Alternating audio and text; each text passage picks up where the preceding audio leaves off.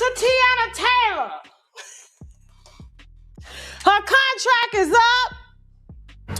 Her and Aaron, I almost called him Hernandez. That's Stephon Diggs, my bad. That's not, Stephon Diggs is Aaron Hernandez, okay? What if the most dangerous story online isn't the one that's proven, but the one that's suggested?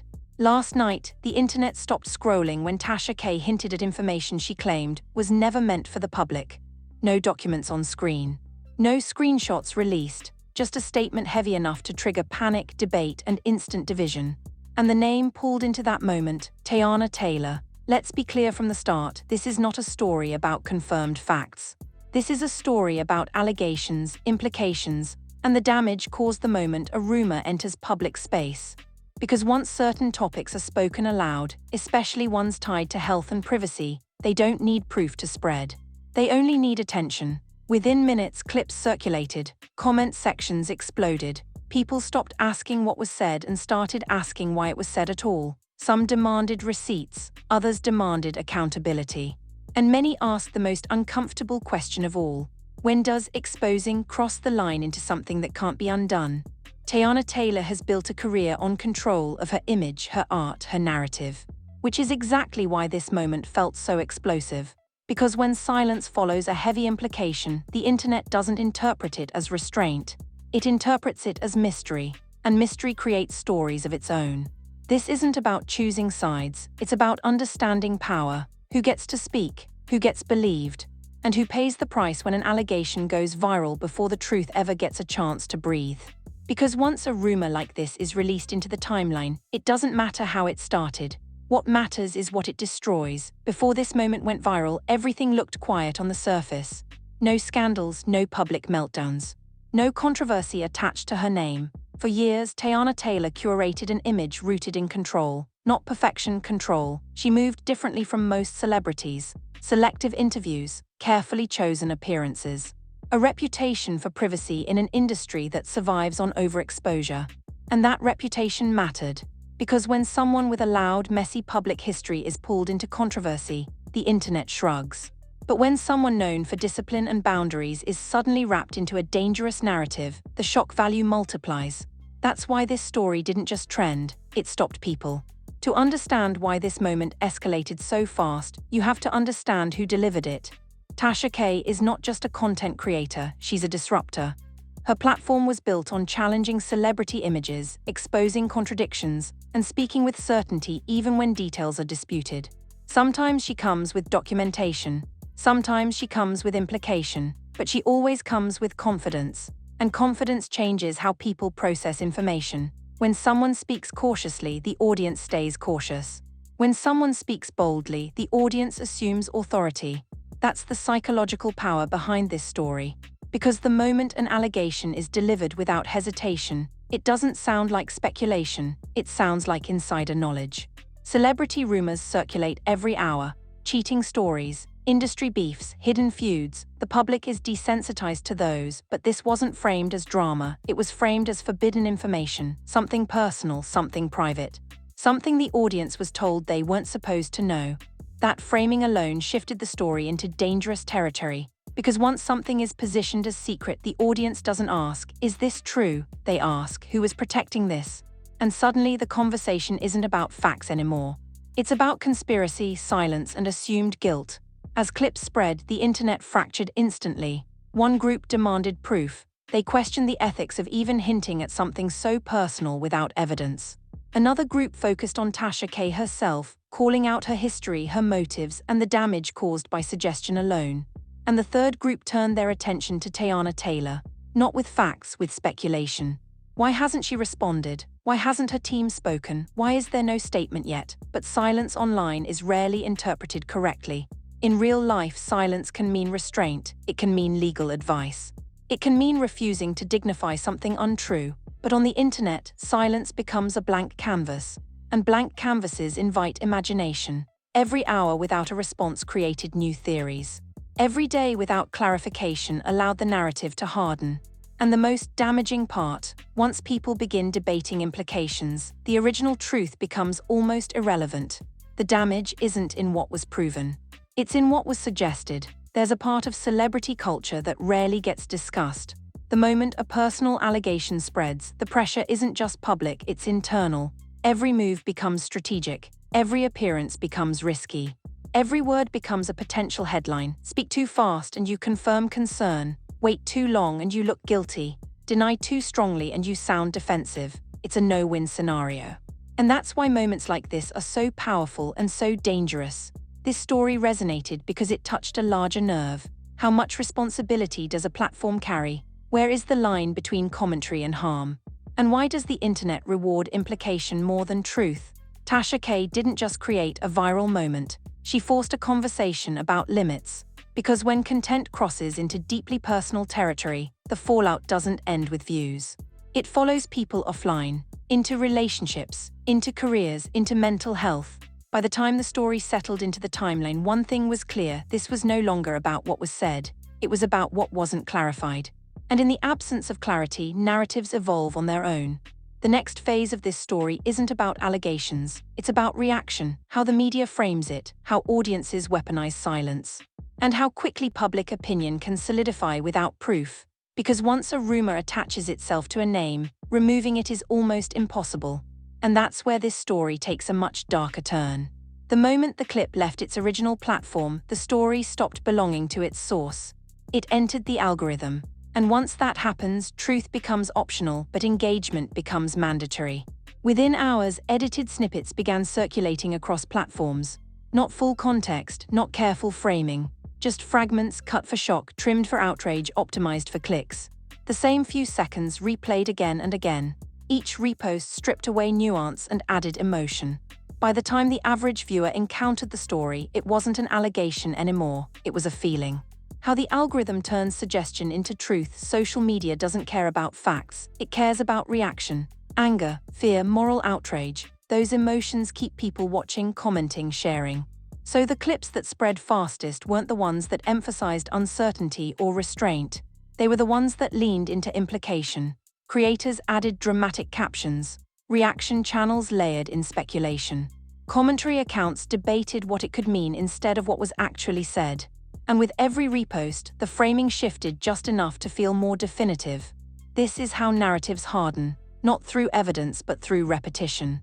The commentary economy, once the story reached a certain velocity, it triggered what media analysts call the commentary cascade.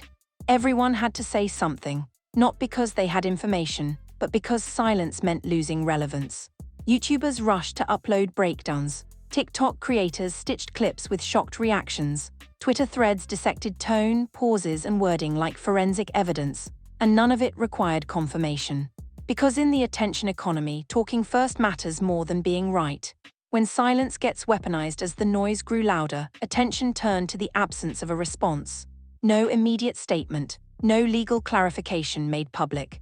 No emotional video addressing the claims, just restraint. But online, restraint is interpreted as weakness. People began projecting motives onto the silence. She's hiding something, they're trying to bury it. If it wasn't serious, it would have been denied already. None of those assumptions require proof. They only require time. And time, in viral cycles, works against the person being discussed. The shift from story to suspicion, this is where the tone of the discourse changed. Early reactions were cautious. Later reactions became accusatory. Not because new information surfaced, but because the lack of information made room for imagination. Speculation filled the gaps. Every old interview got rewatched. Every lyric got reinterpreted. Every public appearance got reanalyzed. This is the dangerous phase of virality, when people stop asking what happened and start asking how long has this been hidden. That question alone implies guilt, even without evidence. The role of concern framing, one of the most effective tools in viral narratives, is something called concern framing. Instead of accusing directly, creators say, "I'm just worried. I hope this isn't true. This needs to be addressed." On the surface, it sounds compassionate. But functionally, it spreads the same implication, without accountability. Concern framing allows rumors to travel while appearing morally responsible. And once concern becomes widespread, denial starts to look suspicious. Media outlets step in carefully as the story grew too large to ignore. Traditional media began circling. But notice how they framed it. They didn't report facts, they reported reactions. Headlines focused on. Internet reacts to claims, social media debates allegations. Fans divided after comments. This is a protective move. Media outlets know the legal risk of repeating unverified information. So instead, they document the existence of the conversation. But even that legitimizes it. Because once mainstream media acknowledges a rumor cycle, the public assumes it must matter. The emotional toll no one sees. What often gets lost in these moments is the human cost. When a story like this goes viral, it doesn't pause for clarification. It doesn't wait for verification. It doesn't respect privacy. It follows its subject everywhere. Family members see it, business partners see it, strangers feel entitled to opinions, and the person at the center has to decide something critical. Respond and amplify it, or stay silent and let others control the narrative. Neither option is safe. Why retractions don't undo damage. Here's a harsh truth about internet culture. Even if something is later clarified or disproven, the correction never travels as far as the accusation. The algorithm doesn't reward closure, it rewards conflict. By the time context catches up, the impression is already formed.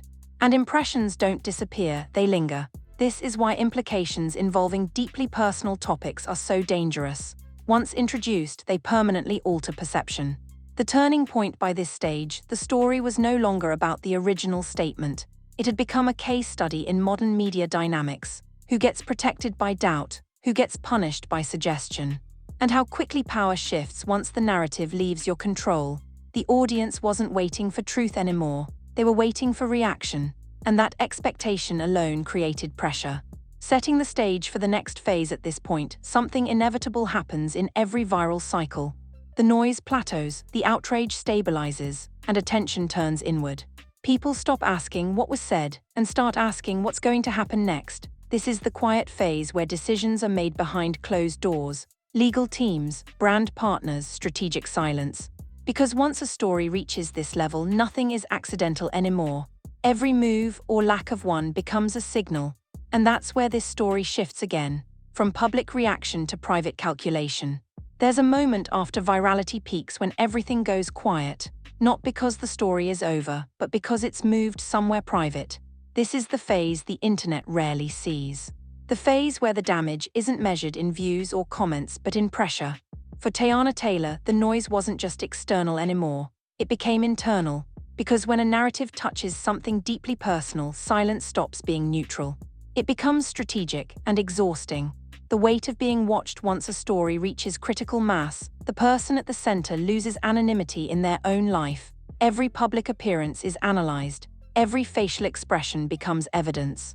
Every absence is interpreted as avoidance. Even normal behavior becomes suspicious. If she shows confidence, it's read as deflection. If she pulls back, it's read as fear. If she says nothing, it's read as guilt. This is the psychological trap of public speculation. There is no response that doesn't cost something. Why silence is often chosen anyway. From the outside, silence looks passive. From the inside, it's usually advised. Legal teams understand something the internet doesn't. Responding to unverified claims can permanently attach them to your name. Addressing a rumor publicly can legitimize it. Even denial can turn implication into association. So the strategy becomes restraint. Say nothing. Let it burn out. Protect long-term damage over short-term outrage. But that strategy has a hidden cost. The emotional tax. No one sees. Silence doesn't mean peace. It means carrying unanswered questions alone. It means watching strangers debate your body, your life, your privacy, while you're not allowed to respond. It means absorbing speculation without the relief of correction. And for someone who has always maintained control over their image, that loss of control is destabilizing. Because you're no longer managing perception, you're reacting to it. Power dynamics behind the scenes. There's another layer here that often goes unspoken. When a creator with a large platform makes an implication, the power balance shifts instantly. One voice speaks freely. The other must calculate every word. The creator risks controversy. The subject risks reputation. That imbalance matters. Because controversy fades, reputation lingers. This is why silence is often the only defensible position, even when it feels unfair. The strength trap. There's a cruel assumption placed on strong public figures. People believe strength equals immunity. She can handle it. She's built for pressure. She's tough. But strength doesn't prevent impact, it just delays visible reaction. And when someone is known for discipline and composure, the expectation to remain unshaken becomes a burden. You're not allowed to be affected. You're expected to absorb. That expectation alone becomes another form of pressure. When silence gets misread as days pass without a response, the narrative subtly shifts. Silence stops being seen as strategy. It starts being seen as confirmation. Not because of new evidence, but because the internet dislikes unresolved stories. People want closure, and when they don't get it, they invent it. This is where speculation hardens into assumption. And assumption is almost impossible to reverse. The internal conflict at this stage, the real conflict, isn't public, it's internal. Do you respond and risk amplifying something that may not deserve attention? Or do you remain silent and accept that others will define the story for you? Both options carry loss. One costs control, the other costs peace, and neither guarantees protection. Why timing becomes everything in moments like this. Timing is more important than truth. Respond too early and you legitimize the claim. Respond too late and you appear reactive. Say too much and you fuel the cycle. Say too little and you invite interpretation. So the waiting continues, not because nothing is happening, but because everything is being weighed. The quiet phase before decisions. This is the phase where outside noise fades, but internal stakes rise. Brand partners assess risk. Teams discuss long-term image. Legal advisors measure exposure. None of this happens publicly, and that's intentional, because once a statement is released, it can't be undone. What the audience often misses: the internet treats silence like inactivity. In reality, silence is often the busiest moment. It's preparation, it's defense, it's containment. And sometimes, it's the only way to prevent a temporary narrative from becoming permanent identity. Where this leaves the story by now, the story is no longer about an allegation. It's about power. Who gets to speak without consequence, who must calculate every move, and how easily suggestion can outweigh truth in the digital age. The next phase isn't louder, it's colder, because once emotion fades, what remains is strategy. And strategy decides what survives. When the noise finally settles, that's when the real game begins. Not online, not in comment sections, but behind closed doors. This is the phase where stories stop being emotional and start becoming strategic. Because once a narrative reaches this level of exposure, nobody moves impulsively anymore. From reaction to calculation, early virality feeds on chaos. Late virality feeds on restraint. At this stage, every decision is measured against one question. What lasts longer, the rumor or the response? A public statement might calm the internet for 48 hours, but it can lock an association in place for years. So strategy shifts from visibility to containment. Let the story age, let attention drift, let the algorithm find something new to consume. This isn't avoidance, it's survival. Reputation is built over years and judged in seconds. One of the harshest truths in public life is this: reputation takes decades to build and minutes to destabilize. Not destroy, destabilize, that's the difference. Most scandals don't end careers, they reframe them. And reframing is often more dangerous than outright collapse, because it subtly changes how people interpret everything that comes after. The long game isn't about winning the moment, the long game isn't about convincing the loudest voices online. It's about protecting the future. Brand partnerships don't react to trends, they react to risk. Opportunities don't disappear overnight, they quietly stop calling. So strategy becomes less about denial and more about distance. Distance from the story, distance from amplification, distance from emotional engagement. Why public outrage has a short shelf life. Here's something the internet doesn't like to admit: outrage burns fast. New stories replace old ones, new villains appear, new distractions emerge. But reputations don't reset the same way. That's why calculated silence often outlasts emotional rebuttal. When you don't feed a story, it eventually starves. The risk of overcorrection. There's another danger at this stage. Trying too hard to fix perception. Over-explaining invites scrutiny. Over-defending invites suspicion. Oversharing invites misinterpretation. So restraint becomes power. Say less, do more. Let actions quietly contradict narratives without ever naming them. Image versus identity. There's a critical distinction most people miss. Image is what the public sees. Identity is what endures. Scandals attack image. Strategy protects identity. And identity is what matters long-term. Because when the headlines fade, identity is what decision-makers remember. When silence stops being passive at this point, silence isn't emptiness, it's a signal.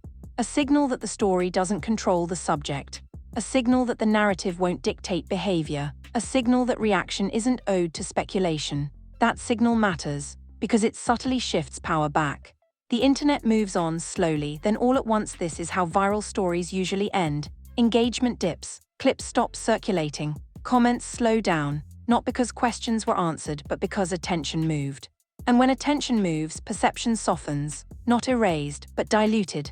The final strategic reality by this stage, the most important decision has already been made, not how to respond, but whether to respond at all. Because sometimes the strongest move isn't reclaiming the narrative, it's refusing to live inside it. Setting up the final chapter, the story doesn't end with clarity, it ends with choice. The choice to engage or disengage. The choice to correct or ignore. The choice to protect image or preserve peace. And that choice is never made for the internet, it's made for the future. Because when all the noise fades, only one thing remains: what you allowed to define you.